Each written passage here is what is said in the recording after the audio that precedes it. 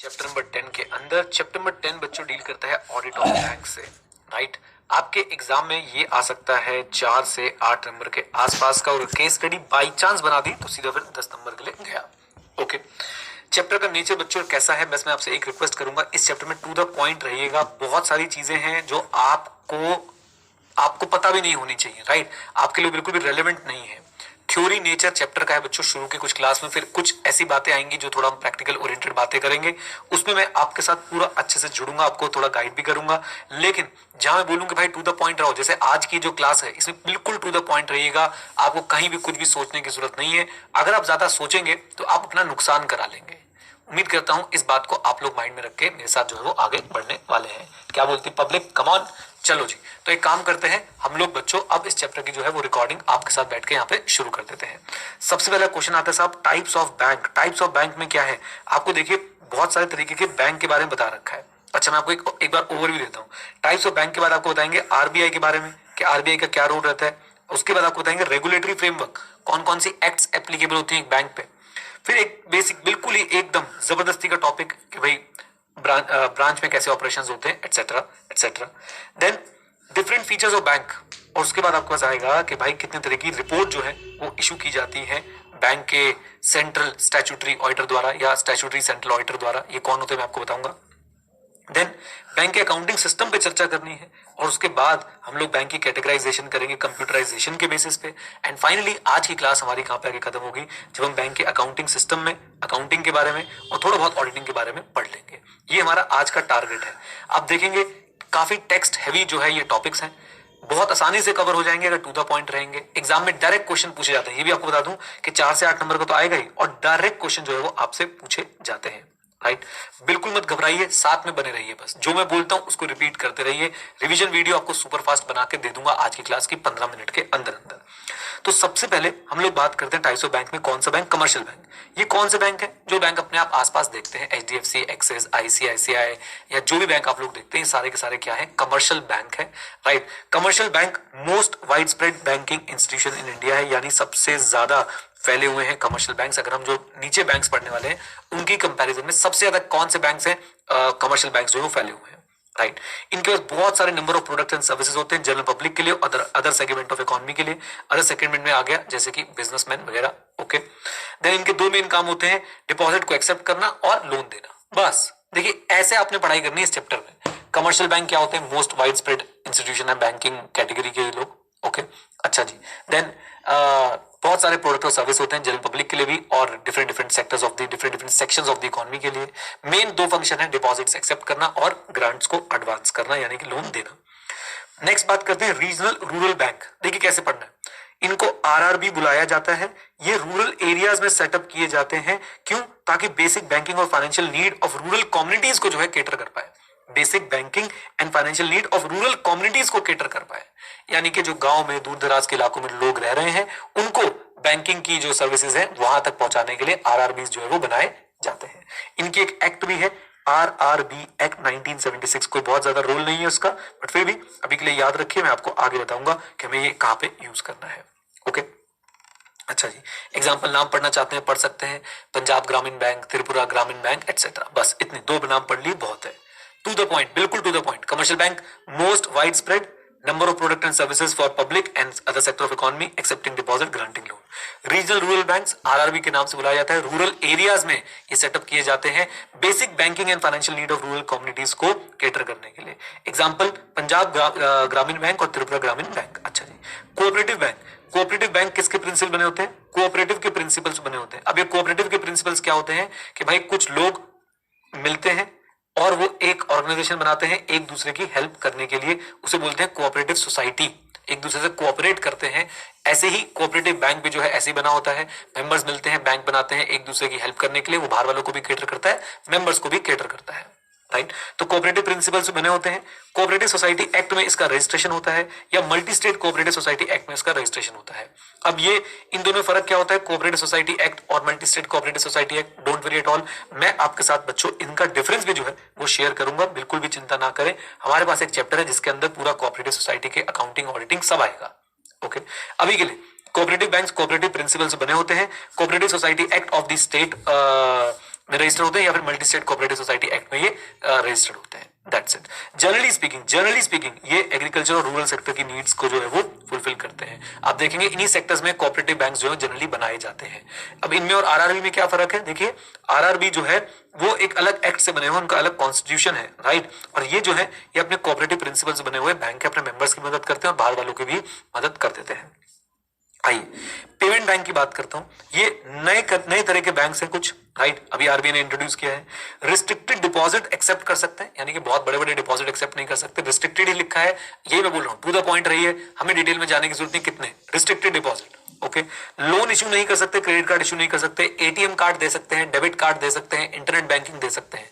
Airtel payment bank एक example है। फिर से बोल देता हूं, पेमेंट बैंक नए तरह के बैंक है जो रिस्ट्रिक्टेड डिपॉजिट आपसे एक्सेप्ट कर सकते हैं, लोन इशू नहीं कर सकते, क्रेडिट कार्ड नहीं दे सकते, आपके लिए करंट सेविंग अकाउंट आप खोल सकते हो, एटीएम डेबिट कार्ड ही आपको दे सकते हैं, इंटरनेट बैंकिंग मोबाइल बैंकिंग आपको दे सकते हैं। इसी तरीके से पढ़ना है। 6 मिनट में हमने देखिए 4 तरह के बैंक्स के बारे में पढ़ लिया, इतनी ही नॉलेज चाहिए। फिर बात करते हैं डेवलपमेंट बैंक की। डेवलपमेंट बैंक क्या करते हैं? ये फंड्स प्रोवाइड करते हैं इंफ्रास्ट्रक्चर फैसिलिटीज के लिए जो जरूरी होता है economic growth of the country के लिए, बस इतना ही। इंफ्रास्ट्रक्चर के लिए फंड्स देते हैं, ओके। क्या है एग्जांपल?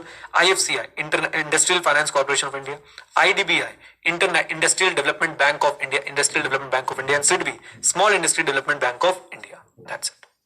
फिर स्मॉल फाइनेंस बैंक आजकल ये भी बहुत फेमस हो रहे हैं। स्मॉल फाइनेंस बैंक किस लिए बनाए गए हैं? Again basic financial and banking facilities to unserved and unorganised sector like small marginal farmers and small and micro business units. तो बहुत छोटे छोटे बिजनेस यूनिट्स हैं, उनको लोन देने के लिए क्या बनाए गए हैं? स्मॉल फाइनेंस बैंक बनाए गए हैं, राइट। ये भी क्या देते हैं? Basic financial banking facilities to unserve, जिनके पास तक अभी तक फाइनेंशियल हेल्प नहीं पहुंच पाई है, फाइनेंशियल सिस्टम नहीं पहुंच पाया है, उनको जाके सर्व करने की कोशिश करते हैं अनऑर्गेनाइज सेक्टर में, जैसे कि स्मॉल मार्जिनल फार्मर्स है, small and micro business units हैं, इन लोगों को ये हेल्प करते हैं।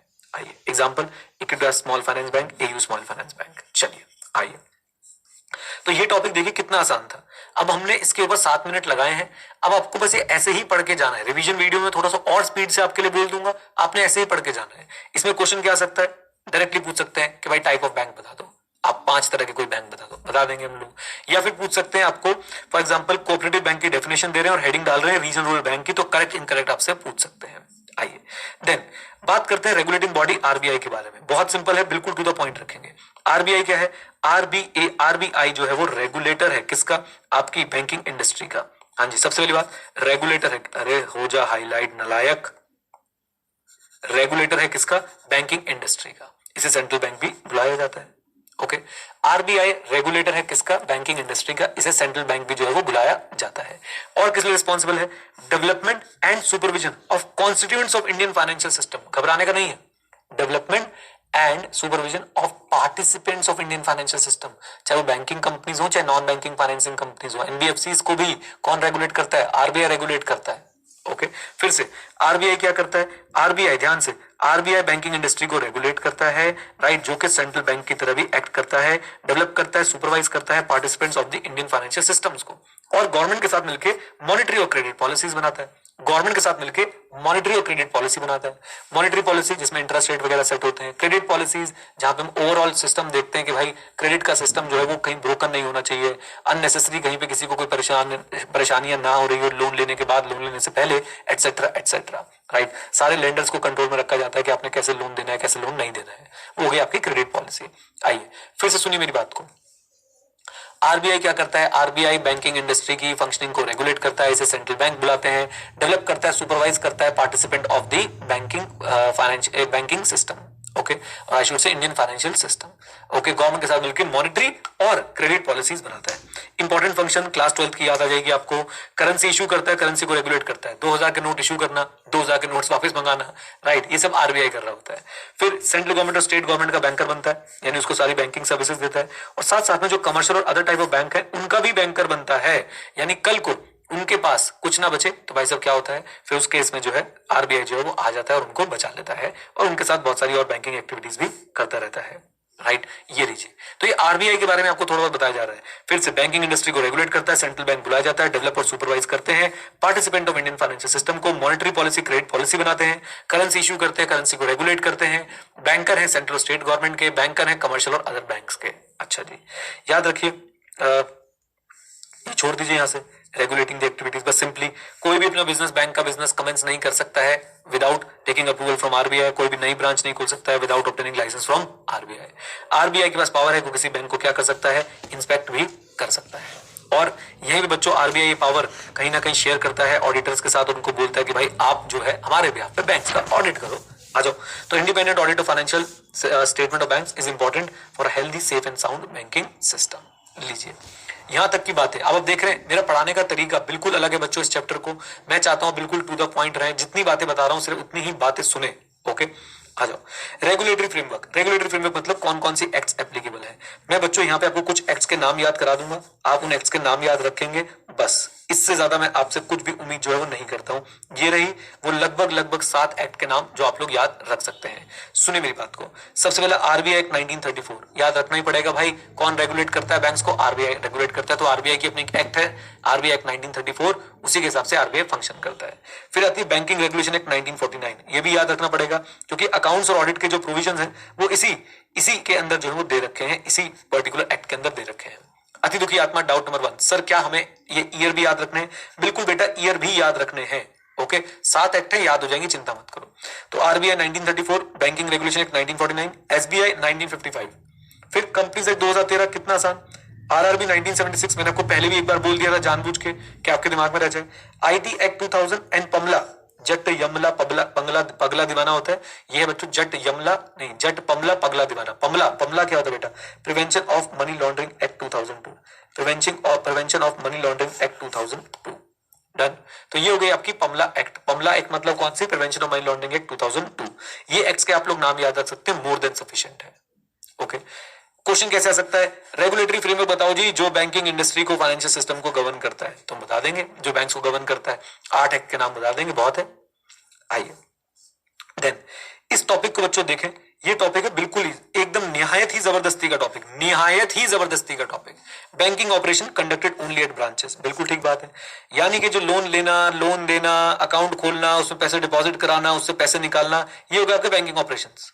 डिमांड ड्राफ्ट बनेगा, ये बनेगा, वो बनेगा, ये हो गया आपके बैंकिंग ऑपरेशन। कहते हैं जी बैंकिंग ऑपरेशन सिर्फ कहां पे होते हैं? बैंक की ब्रांचेस में होते हैं। बाकी जो ऑफिस होते हैं, बाकी जो बैंक के ऑफिस होते हैं, वो कंट्रोलिंग अथॉरिटी और एडमिनिस्ट्रेटिव ऑफिस की तरह एक्ट करते हैं। अच्छा, कहना क्या चाहते हैं मैं बताता हूं आपको।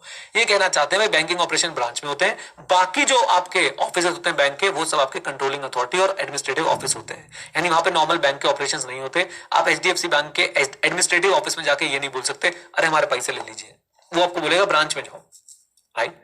अच्छा, ये जो आपकी कंट्रोलिंग अथॉरिटीज एडमिनिस्ट्रेटिव ऑफिस है, ये क्या करती है? ये पॉलिसीज बनाती है, सिस्टम्स बनाती है, इंटरनल कंट्रोल बनाती है, ताकि बैंक का business as per the guidelines, as per law और रेगुलेशन हो पाए।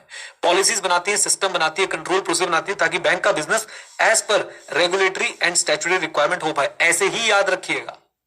ओके, फिर से बोलता हूं बेटा, रेगुलर ऑपरेशन तो बैंकिंग ऑपरेशंस तो कहां पे होते हैं? ब्रांच में होते हैं। बाकी ऑफिस क्या होते हैं? कंट्रोलिंग अथॉरिटीज होती हैं, एडमिनिस्ट्रेटिव ऑफिस होते हैं।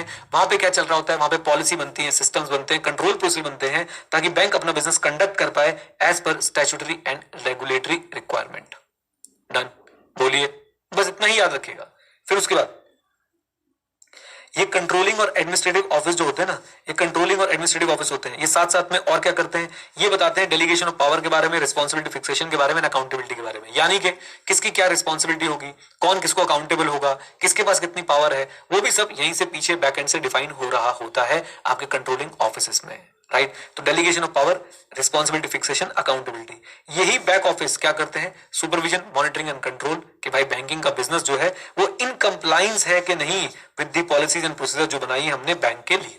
देखो बहुत सिंपल बना के आपको पढ़ा रहा हूं बच्चों, बहुत सिंपल बना के। सुनिए मेरी बात को दोबारा से। बैंकिंग ऑपरेशंस कहां होते हैं? ब्रांच में। बाकी ऑफिस को क्या बोलते हैं? Controlling authority, administrative office. इन जगहों पे क्या हो रहा होता है? इन जगहों पे पॉलिसी बनती है, सिस्टम बनते हैं, इंटरनल कंट्रोल प्रोसीजर बनते हैं, ताकि बैंक कंप्लाई कर पाए स्टैट्यूटरी और रेगुलेटरी रिक्वायरमेंट से। चलिए, फिर उसके बाद कंट्रोलिंग एंड एडमिनिस्ट्रेटिव ऑफिस और क्या करते हैं? डेलीगेशन ऑफ अथॉरिटी करते हैं, डेलीगेशन ऑफ पावर करते हैं, और साथ साथ में रिस्पांसिबिलिटी फिक्सेशन करते हैं, अकाउंटेबिलिटी फिक्सेशन करते हैं, सुपरविजन करते हैं, मॉनिटर करते हैं, कंट्रोल करते हैं कि बैंक जो है वो कंप्लाई कर रहा है as per the laid down policies and procedures या नहीं। आइए नेक्स्ट टॉपिक पे चलते बच्चों, बस ऐसे ही चलते जाओ। सोचो 14 मिनट हुए और मैंने आपको कितने टॉपिक करा दिए? 1 2 3 चार टॉपिक मैंने आपको करा दिए। जितना इस चैप्टर में टू द पॉइंट रहोगे उतना सुखी रहोगे, जितना उछलने की कोशिश करोगे उतना दुखी रहोगे। ओके, आइए जरा साथ में some of the different features of bank. अकेला एक 4 नंबर का स्टैंड अलोन क्वेश्चन है कि भाई डिफरेंट फीचर्स ऑफ बैंक बता दो। तो डिफरेंट फीचर क्या है? Volume and complexity of transaction बहुत ज्यादा। देखिए नंबर ऑफ ट्रांजैक्शन बहुत ज्यादा है भाई, बहुत ज्यादा, ह्यूज वॉल्यूम। एक बैंक दिन में कितनी ट्रांजैक्शन करता होगा? लाखों करोड़ों ट्रांजैक्शन हो जाती होगी एक बैंक के अंदर। और कॉम्प्लेक्सिटी भी जबरदस्त है, इतना सब कुछ इन्वॉल्व है, कितने सारे सिस्टम्स इन्वॉल्व है, यहाँ से चेक आ रहा है उसके अकाउंट में आ रहा है, दूसरे के अकाउंट में जा रहा है, बहुत सारी चीजें इन्वॉल्व है। तो huge number of transaction and complexity. Okay, पहली चीज। दूसरा, wide geographical spread. Geographical spread क्या होता है बेटा? बैंक्स का नेटवर्क जो है ज्योग्राफिकली बहुत फैला हुआ है। फॉर एग्जांपल मैं आपको बताता हूं, एचडीएफसी ने एक साल में 1440 ब्रांचेस खोली थी। आपको गली गली कोने कोने पे आपको एचडीएफसी बैंक मिल जाएगा देखने को। कितना ज्योग्राफिकली स्प्रेड है। मैं गोवा गया था घूमने के लिए, गोवा में मैंने देखा कि भाई साहब साउथ गोवा के, जो कि इतना ज्यादा फेमस नहीं है, साउथ मतलब बहुत शांत है कंपैरेटिवली नॉर्थ गोवा के कंपैरिजन में, साउथ गोवा के हर बीच पे आपको भाई साहब एचडीएफसी बैंक की ब्रांच मिल रही है। राइट, तो ज्योग्राफिकली स्प्रेड देखिए, ज्योग्राफिकल स्प्रेड देखिए कितना जबरदस्त है, कितना फैला हुआ नेटवर्क होता है बैंक का। तो नंबर ऑफ ट्रांजैक्शन ज्यादा है, कॉम्प्लेक्सिटी ट्रांजैक्शन में ज्यादा है, ज्योग्राफिकल स्प्रेड बहुत ज्यादा है। प्रोडक्ट और सर्विसेज, नंबर ऑफ प्रोडक्ट और सर्विसेज बहुत ज्यादा है, large range of product and services offered and use of technology और strict vigilance by banking regulator etcetera. That's it. 5 feature बताइए मुझे, 5 फीचर्स बताइए मुझे बैंक के, जो बैंक को डिफरेंशिएट करते हैं बाकी ऑर्गेनाइजेशन से। सबसे पहला तो यही है, ह्यूमंगस ट्रांजैक्शंस। ओके, दूसरी बात क्या है बेटा? ज्योग्राफिकल स्प्रेड बहुत ज्यादा है। तीसरी बात क्या है?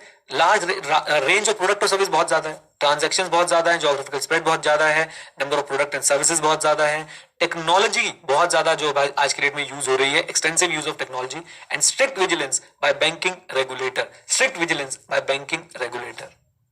आ जाओ जी, देन आगे चलते हैं, जरा प्लीज फोकस कीजिएगा। ये टॉपिक थोड़ा सा लेंदी लग सकता है आपको, बट हम इसको बहुत मेहनत करके जो है अच्छे से कवर कर लेंगे। इधर देखिए, ये टॉपिक है क्या? ये टॉपिक किससे डील करता है? Types of report. Types of reports. Again ICA थोड़ा सा मुझे कंफ्यूज लगता है, बट कोई बात नहीं, ज्यादा स्ट्रेस नहीं लेंगे।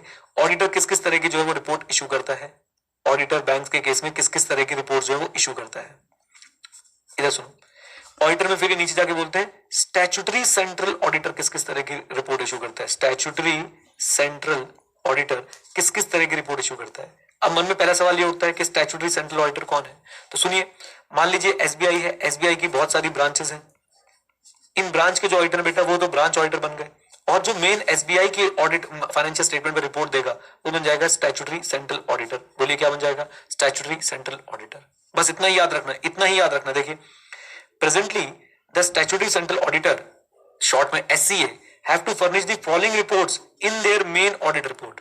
कौन कौन सी रिपोर्ट देनी है आइए मैं आपको दिखाता हूं। इधर देखिए प्लीज, साथ में रहिएगा, बहुत शॉर्ट में लिखूंगा, आपको आराम से पढ़ा भी दूंगा। पहली रिपोर्ट देनी है जी internal control over financial reporting. Internal control over financial reporting section 143 subsection 3 clause I. अगर कोई बैंक है और वो कंपनी के फॉर्मेट में काम कर रहा है, बैंक कंपनी के फॉर्मेट में काम कर रहा है, यानी बैंकिंग कंपनी है, तो बेटा उसके लिए 143 सबसेक्शन 3 क्लॉज आई की रिपोर्ट जो है वो एप्लीकेबल होगी। कम ऑन, उसके लिए सेक्शन 143 सबसेक्शन 3 क्लॉज आई की रिपोर्ट एप्लीकेबल होगी। और वो किस पे रिपोर्ट होती है? Internal control over financial reporting, इनकी एडिक्वेसी पे, कि एडिक्वेट इंटरनल कंट्रोल है या नहीं, and whether they are operating effectively or not. हाँ जी, whether they are operating effectively or not. पहली रिपोर्ट हो गई अपनी।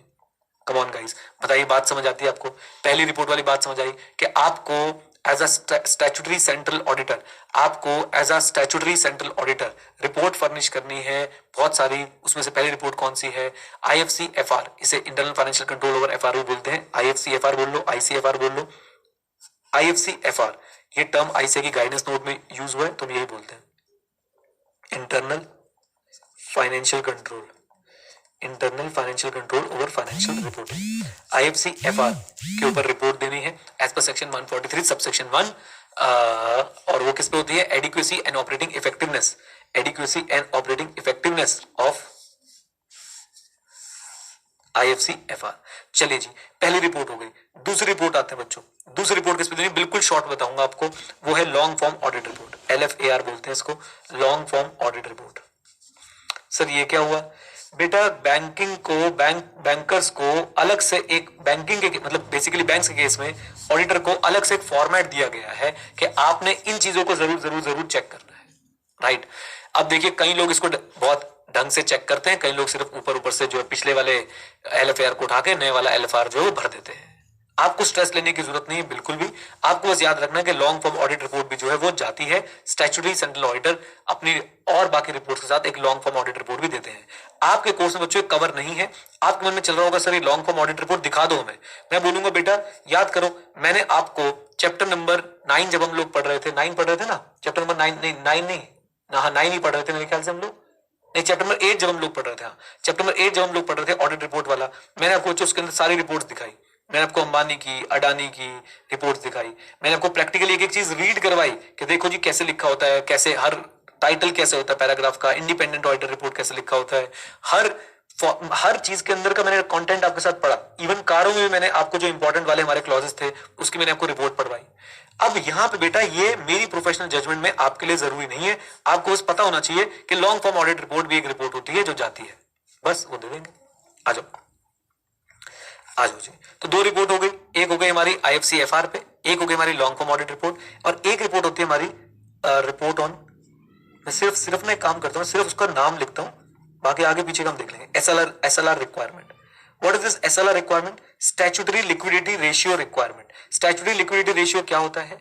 बैंक को मैंडेटरली कुछ पोर्शन जो है वो क्या करना, अपने डिपॉजिट्स का कुछ पोर्शन जो है वो कैश में मेंटेन करना पड़ता है, वो गोल्ड में मेंटेन करना पड़ता है, या और अदर सिक्योरिटीज मेंटेन करना पड़ता है, उसे बोलते हैं SLR requirement, statutory liquidity ratio requirement, right. अब इस स्टैट्यूटरी लिक्विडिटी रेशियो रिक्वायरमेंट पे भी क्या जाती है एक रिपोर्ट, क्या रिपोर्ट जाएगी? Compliance with statutory liquidity ratio requirement, कि भाई बैंक SLR रिक्वायरमेंट को कंप्लाई करता है या नहीं करता है, एज सिंपल एज दैट।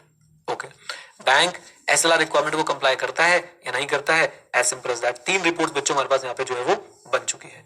आइए चौथी रिपोर्ट पे चलते हैं। 3 रिपोर्ट हो गई है, SLR रिक्वायरमेंट वाली भी हो गई। चौथी रिपोर्ट क्या है? चौथी रिपोर्ट है आपकी ट्रेजरी ऑपरेशंस पे। आपके मन में चल रहा होगा सर ट्रेजरी ऑपरेशंस क्या होते हैं? बेटे ट्रेजरी ऑपरेशंस वो ऑपरेशंस होते हैं जिसमें एक एंटिटी अपने कैश को मैनेज करती है सबसे बेस्ट पॉसिबल वे में, कि उसके पास कभी ज्यादा कैश ना हो, उसके पास कभी कम कैश ना हो। कैश मैनेजमेंट से रिलेटेड जो है वो होता है ट्रेजरी ऑपरेशन। आपको बस इतना ही पढ़ लीजिए, राइट। तो आपने क्या करना है, ट्रेजरी ऑपरेशन पे भी रिपोर्ट देनी है कि भाई ट्रेजरी ऑपरेशंस जो है वो एज पर दी RBI गाइडलाइंस हो रहा है या नहीं हो रहा है, ट्रेजरी ऑपरेशन एज पर दी RBI गाइडलाइन हो रहा है कि नहीं हो रहा है, SLR रिक्वायरमेंट की कंप्लायंस हो रहा है या नहीं हो रहा है। लॉन्ग फॉर्म ऑडिट रिपोर्ट हमारे कोर्स में नहीं है, बस इतना कि लॉन्ग फॉर्म ऑडिट रिपोर्ट भी देनी होती है।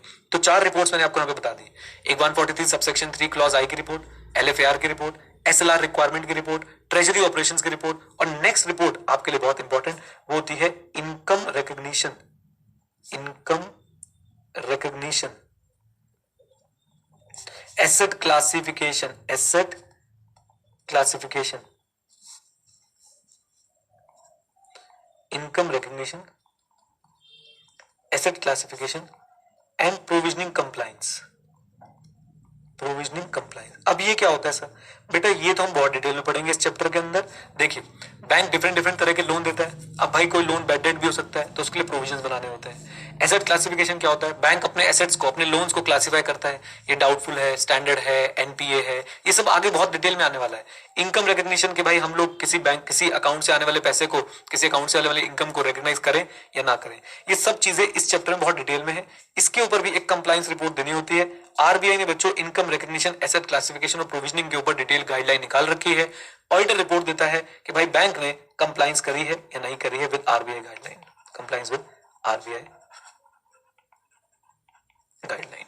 लीजिए ये 5 तरह की रिपोर्ट्स जो है मैंने आपको पढ़ा दी है। और भी रिपोर्ट्स होती हैं क्या? बिल्कुल और भी रिपोर्ट्स होती हैं। एक रिपोर्ट किसकी चीज की होती है? Serious irregularity report. क्या बैंक की वर्किंग में कोई सीरियस इरेगुलरिटी मिली है, उसके ऊपर रिपोर्ट देता है ऑडिटर, सीरियस इरेगुलरिटी रिपोर्ट। एक रिपोर्ट किस चीज की होती है? 7th रिपोर्ट बहुत ही मजेदार है, ये होती है कंप्लायंस विद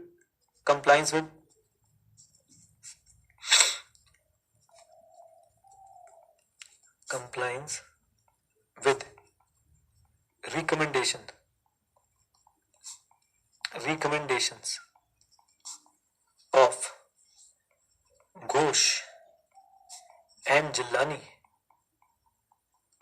कमेटी। अब ये घोष एंड जिलानी कमेटी क्या है? सुनो मेरी बात को बेटा, कंट्री में कोई भी क्या होता है, स्कैम होता है, भाई साहब एक कमेटी बना दी जाती है कि पता लगाओ कि भाई ये स्कैम क्यों हुआ था, राइट। कमेटी गवर्नमेंट द्वारा बनाई गई कमेटीज होती हैं, फिर ये कमेटीज क्या करती हैं, अपनी रिकमेंडेशन देती हैं कि अगर आप ये चीजें फॉलो करें तो जो है वो स्कैम नहीं होगा, अगर आप ये चीजें फॉलो करें तो ये स्कैम नहीं होगा, राइट। तो ऐसी एक कमेटी है घोष एंड जिलानी कमेटी। आओ जरा आपको मैं दिखा भी देता हूँ Ghosh committee. Ghosh committee recommendation में आपको जो यहाँ से दिखा देता हूँ, ये देखिए, Ghosh committee recommended concurrent audit at large and exceptionally large bank branches. और कमेटी ने क्या बोला कि भाई साहब 4 ग्रुप बना दिए, राइट। अब जरा ध्यान से देखिएगा, टोटल मिला के 97 रिकमेंडेशन दी थी, 27 जो है ब्रांच लेवल पे एप्लीकेबल है और 43 जो है वो regional office, zonal office, head office level पे जो है वो एप्लीकेबल है और 27 जो है वो बोथ लेवल पे एप्लीकेबल है। सी माय पॉइंट इज, आपको बेटा ये सब पढ़ने की जानने की जरूरत भी नहीं है बिल्कुल भी।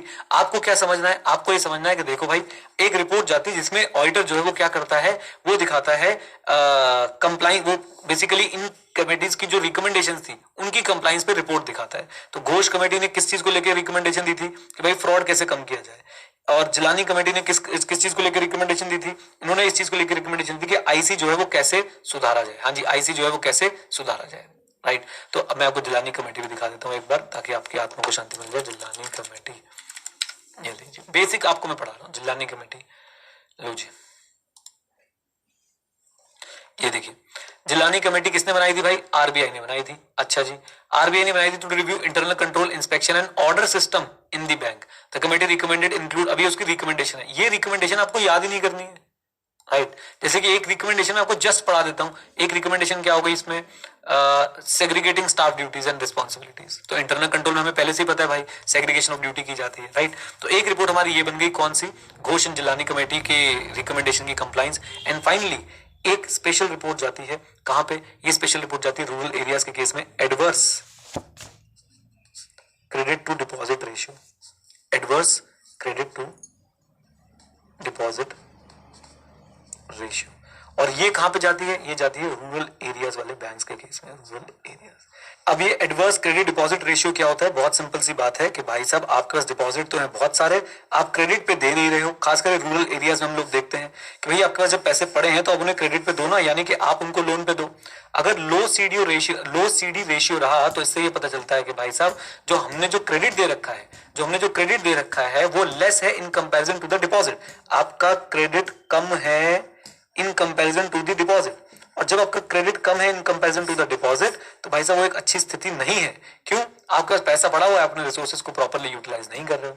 अच्छा, फॉर एग्जांपल अगर एक बैंक का सीडी रेशियो जो है 40% है, इसका मतलब है कि भाई वो अपने डिपॉजिट के सिर्फ 40% जो है वो बाहर क्रेडिट पे दे रहा है, बाकी 60% अपने पास बचा के रखा हुआ है, राइट। तो लो क्रेडिट रेशियो का, एडवर्स क्रेडिट रेशियो का सिंपल मतलब यही है कि bank is extending less credit relative to the amount of deposit it has. तो बैंक के पास जो डिपॉजिट है उसके मुकाबले वो कम क्रेडिट जो है वो दे रहा है। हमें इस पे भी एक रिपोर्ट देनी होती है।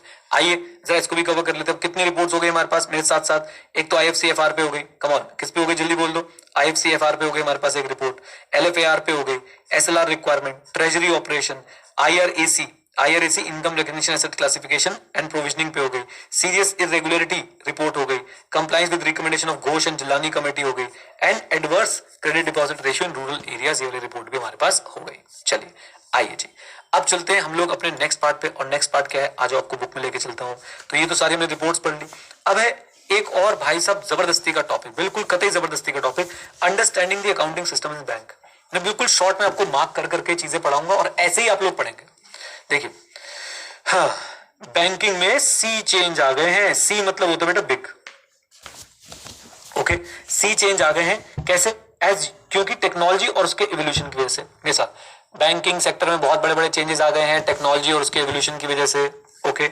अब क्या हो पा रहा है, बैंक जो है बैंक अपने कस्टमर्स को कन्वीनियंस और कंफर्ट प्रोवाइड कर रहे हैं एनी टाइम एनीवेयर बैंकिंग का, और वो भी सेफ एंड सिक्योर एनवायरनमेंट में। ऐसे ही याद करिएगा, there is a sea change in the banking sector because of the technology and its evolution. Bank are nowadays able to provide their customers convenience and comfort of anywhere anytime banking in a safe and secure environment. Okay, इतनी बात याद रख सकते हैं, बोलिए हाँ के ना, यस से रख सकते हैं। देन उसके बाद ट्रांजैक्शन कैसी बन गई है बैंक के अंदर, वॉल्यूमिलियस बन गई है। तो इसलिए हमें एक अच्छा सिस्टम चाहिए जो इन ट्रांजैक्शन को प्रॉपर रिकॉर्ड कर पाए, स्टोर कर पाए, जो प्रॉपर रिकॉर्ड कर पाए और स्टोर कर पाए, और कंट्रोल सिस्टम चाहिए जो ये इंश्योर कर पाए कि भाई साहब हमारी जो ट्रांजैक्शन है they are free of risk of error, omission, irregularities and fraud. देखिए पूरी भूमिका ऊपर से बनाता हुआ मैं। बैंकिंग के अंदर बहुत जबरदस्त बड़े बड़े चेंजेस आ गए हैं। क्यों आ गए हैं? टेक्नोलॉजी के यूज के कारण, उसके एवोल्यूशन के कारण। बैंक आज की डेट में कस्टमर को कंफर्ट और कन्वीनियंस दे रहे हैं एनी टाइम बैंकिंग का सेफ एंड सिक्योर एनवायरनमेंट में। बैंकिंग की ट्रांजैक्शन कैसी हो गई हैं? वॉल्यूमिनियस हो गई हैं, वॉल्यूमिनियस बहुत ज्यादा हो गई हैं। इसके लिए हमें एक सिस्टम चाहिए जो प्रॉपर्ली उन ट्रांजैक्शन को रिकॉर्ड करे, स्टोर करे। कंट्रोल सिस्टम चाहिए जो ये इंश्योर करेंगे ट्रांजैक्शन फ्री है from the risk of error, omission, irregularities and fraud. ऐसे ही कहानी की तरफ बढ़ोगे तभी मजा आएगा। अब मेरी बात को सुनिए, ये तीनों पैराग्राफ की भी कहानी मैं आपको बताता हूं, बहुत ध्यान से धीरे धीरे सुनिएगा बिल्कुल, और इसी को जैसे मैं बता रहा हूं वैसे रिवीजन वीडियो बताऊंगा, याद कर लीजिएगा। सुनिए, अब यहां पे ऑडिटर से क्या एक्सपेक्ट किया जाता है, क्या मैंडेटरी है, इंपेरेटिव मतलब क्या मैंडेटरी है ऑडिटर के लिए, कि ऑडिटर फेमिलियर भी है और सेटिस्फाइड भी है कि भाई जो भी आरबीआई की गाइडलाइंस है ना वो हर बैंक मतलब बैंक के सिस्टम के अंदर प्रॉपरली जो है वो फीडेड है, यानी बैंक का system as per RBI guideline ही काम कर रहा है। लो जी, तो ऑडिटर से एक्सपेक्ट किया जा रहा है कि ऑडिटर आरबीआई गाइडलाइन से फेमिलियर है और ऑडिटर सेटिस्फेक्शन भी ऑब्टेन करेगा। क्या कि भाई साहब जो सिस्टम है ना, जो किसी भी बैंक का सिस्टम है वो कैसे काम कर रहा है, एज पर आरबीआई गाइडलाइन ही काम कर रहा है, एज पर आरबीआई गाइडलाइन ही काम कर रहा है। ओके, देन ऑडिटर को कभी भी ये अज्यूम करते हुए नहीं जाना कि भाई सिस्टम की जो इंफॉर्मेशन है वो करेक्ट होगी। ऑडिटर को कभी भी एज्यूम नहीं करना है कि सिस्टम जो इंफॉर्मेशन निकाल रहा है वो क्या होगी, वो करेक्ट होगी, कभी भी एज्यूम नहीं करना है। और ऑडिटर को अपने खुद के एविडेंस ऑब्टेन करने हैं जो डेमोन्स्ट्रेट करेंगे कि भाई सिस्टम की जो इंफॉर्मेशन है वो as per the required parameters है। देखो अल्टीमेटली आपसे बोल क्या रहे हैं, बैंक को जो अपना सिस्टम बनाना है उसे आरबीआई की गाइडलाइंस को फॉलो करके बनाना है। ऑडिटर को चेक करना है कि बैंक के सिस्टम में आरबीआई की गाइडलाइन फॉलो हुई है कि नहीं हुई है। बैंक को जो सिस्टम बनाना है अपना accounting system, information system, internal control, whatever system, वो आरबीआई की गाइडलाइंस के हिसाब से बनाना है। ऑडिटर को चेक करना है कि भाई वो सिस्टम आरबीआई की गाइडलाइन से बना है या नहीं बना है। अब ऑडिटर इसके लिए क्या करेगा, प्रोफेशनल स्केप्टिसिज्म एक्सरसाइज करेगा। हम लोग पढ़ चुके हैं प्रोफेशनल स्केप्टिसिज्म अब तो, राइट।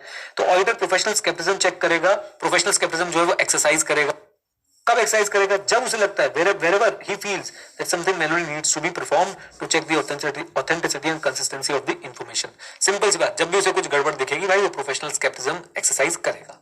तीनों की मैं आपको अगर सारांश बताऊं, समरी बताऊं, बहुत सिंपल है, बहुत सिंपल है, बहुत सिंपल है। फिर से सुनिए,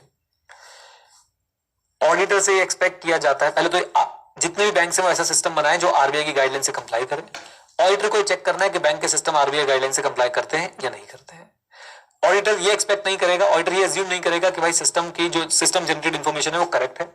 ऑडिटर प्रोफेशनल स्केप्टिसिज्म एक्सरसाइज करेगा and whenever he feels that there is a need to check the authenticity he will check this system properly.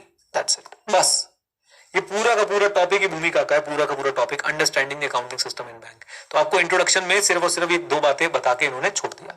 आइए देन नेक्स्ट टॉपिक पे चलते हैं, categories of bank on the basis of computerisation. Categories of bank on the basis of computerisation, इसमें क्या कहना चाहते हैं, तो बैंक की कैटेगराइजेशन कर रहे हैं कंप्यूटराइजेशन के बेसिस पे कि कितने तरह के बैंक जो है वो हो सकते हैं। बहुत simple, non computerised bank, partially computerised bank and fully computerised bank. Come on, non computerised bank, partially computerised bank and fully computerised bank. Non computerised bank कौन से, जिनमें आज भी सारा काम पेन और पेपर से होता है, जिनमें आज भी सारा काम पेन और पेपर से होता है। पार्शली कंप्यूटराइज्ड बैंक कौन से, जिनमें थोड़ा सा काम कंप्यूटर की मदद से होता है और थोड़ा काम जो है वो विदाउट कंप्यूटर होता है। एंड फुली कंप्यूटराइज्ड बैंक कौन से, जिनके अंदर आ चुका है core banking system. Core banking system क्या है, कोर बैंकिंग सिस्टम ये है कि सारी ब्रांचेस आपस में कनेक्टेड रहती है रियल टाइम में। आपका अगर आपका एक ब्रांच में अकाउंट है, एचडीएफसी बैंक की एक ब्रांच में अकाउंट है, तो आप उस अकाउंट को किसी भी बैंक से अगर किसी भी ब्रांच से अगर एक्सेस करना चाहते हैं, किसी भी ब्रांच से अगर एक्सेस करना चाहते हैं तो आप कर सकते हैं। फॉर एग्जांपल, आपका दिल्ली में रोहिणी में एक एचडीएफसी बैंक में ब्रांच में अकाउंट है, आप फरीदाबाद आके अपने ब्रांच में से अपने एचडीएफसी वाले बैंक अकाउंट में से पैसा विड्रॉ करना चाहते हैं एचडीएफसी में जाके, तो फरीदाबाद की ब्रांच में जाइए, वहां से पैसा विड्रॉ कर लीजिए, no problem at all. This is fully computerised bank and इनको हम कोर बैंकिंग सिस्टम्स का भी कोर बैंकिंग सिस्टम कह के भी बुलाते हैं, CBS, core banking system. Interconnectivity होती है ब्रांचेस के बीच में। लीजिए बच्चों, तो हमारे पास category on the basis of computerisation कितनी है, number one, come on, number one, non computerised bank. दूसरा कौन सा आता है, पार्शली कंप्यूटराइज ब्रांच बैंक, और तीसरा क्या आता है, फुली कंप्यूटराइज बैंक्स। तो नॉन कंप्यूटर और पार्शली कंप्यूटर तो बिल्कुल क्लियर है, नॉन कंप्यूटर सारा कुछ पेन पेपर से काम हो रहा है, partially computer some transaction are computerise while major are non computerise.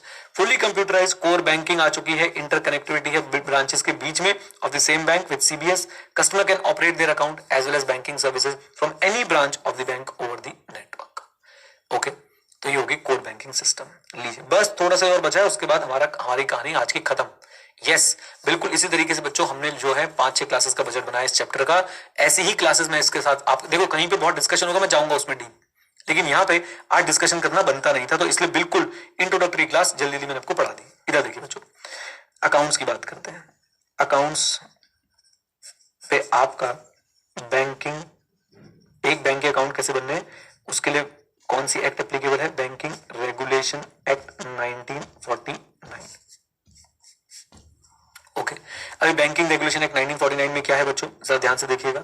यहाँ पे सेक्शन नंबर 29 है, वो आपको बोलता है कि भाई साहब आपके P&L और बैलेंस शीट कैसे होने चाहिए, as per the third schedule of banking regulation act, as per the third schedule of banking regulation act. Okay, अब थर्ड शेड्यूल में क्या दे रखा है, बहुत सिंपल है। थर्ड शेड्यूल में जो आप लोग देखेंगे तो आपके पास दो फॉर्म दे रखे हैं, form A and form B. Form A में आपको बैलेंस शीट का फॉर्मेट बता दिया है एंड फॉर्म बी के अंदर आपको P&L का फॉर्मेट बता दिया है। तो बैंक्स को अपने P&L और बैलेंस शीट इन्हीं फॉर्म्स के हिसाब से जो है वो बनाने हैं। That's it. देखिए every banking company is required to prepare a balance sheet and P&L account in the form set out in third schedule and as near thereto as circumstances admit. Form A of the third schedule of the Banking Regulation Act contain form of balance sheet. Form B contains what? Come on, tell me. Profit and loss account. और एक point यहाँ पे और simple सा लिख देता हूँ, वो क्या भाई, अकाउंटिंग स्टैंडर्ड्स भी फॉलो कर रहे हैं। Accounting standards to be followed by banking companies, to be followed by banking company. जितनी भी बैंकिंग कंपनी है उन सबको अकाउंटिंग स्टैंडर्ड फॉलो करने। कौन से अकाउंटिंग स्टैंडर्ड फॉलो करने हैं, जो under section 133 of companies act 2013 में बोले गए हैं, ऑफ कंपनीज एक्ट 2013।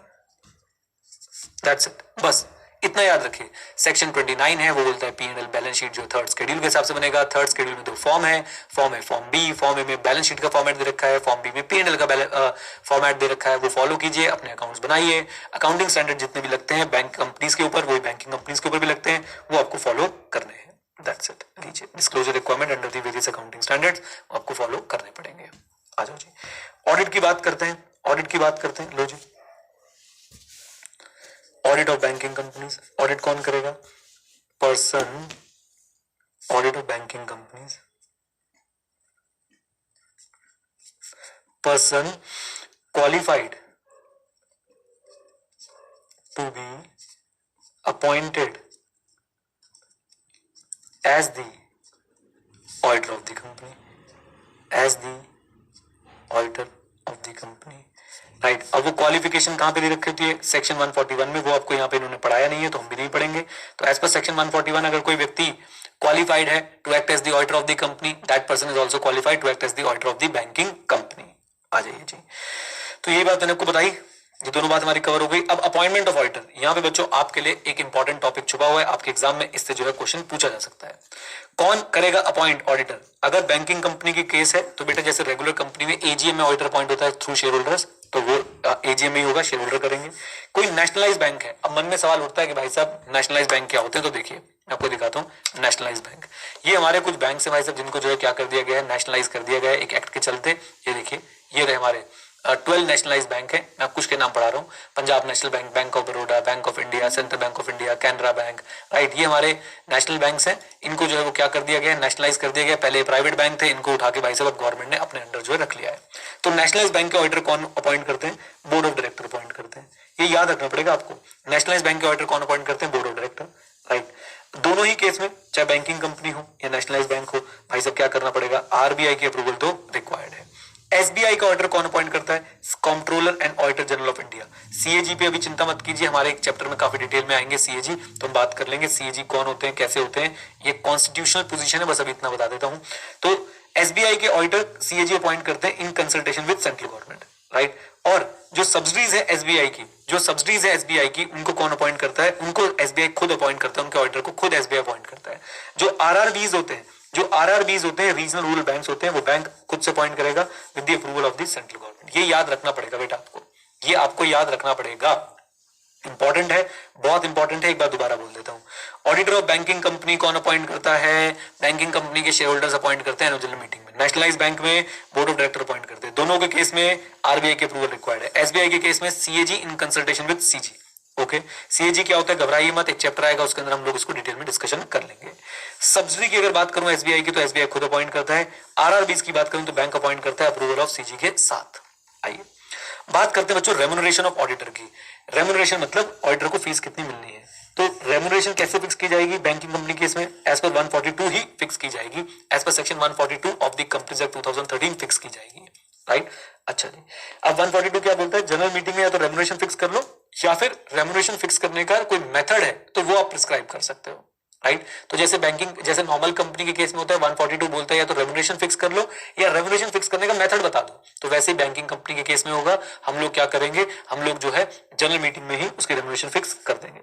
आइए, then remuneration of nationalise bank and SBI, इनके जो ऑडिटर्स हैं, नेशनलाइज बैंक और एसबीआई के ऑडिटर, ये आरबीआई तय करता है in consultation with the central government. तो नेशनलाइज बैंक अगर आप ऑडिट करने जाएंगे या स्टेट बैंक ऑफ इंडिया का आप ऑडिट करने जाएंगे, तो उसके केस में आरबीआई जो है वो क्या करने वाला है? आरबीआई जो है वो आपकी रेम्यूनरेशन सेट करने वाला है और कंसल्टेशन के after the consultation with central government. That's it. आज के टॉपिक्स बच्चों इतने ही थे। मुझे पता है आज आपको लग रहा होगा कि सर आज हम उतनी डिटेल में नहीं गए। डिटेल में जाना ही नहीं है बाबू, जहां डिटेल में जाना होगा मैं ले चलूंगा अपने साथ, चिंता मत करो। आज की क्लास बस इतनी ही। ओके, चलिए, उम्मीद करता हूं आपने बच्चों थोड़ा सा फास्ट मेरे साथ आज पढ़ाई करी है और बैंक ऑडिट में काफी सारे टॉपिक्स हमें ऐसे ही निकालने हैं जल्दी से, राइट। कुछ टॉपिक्स हैं जिनमें हम डीप डाइव करेंगे, वो देख लेंगे।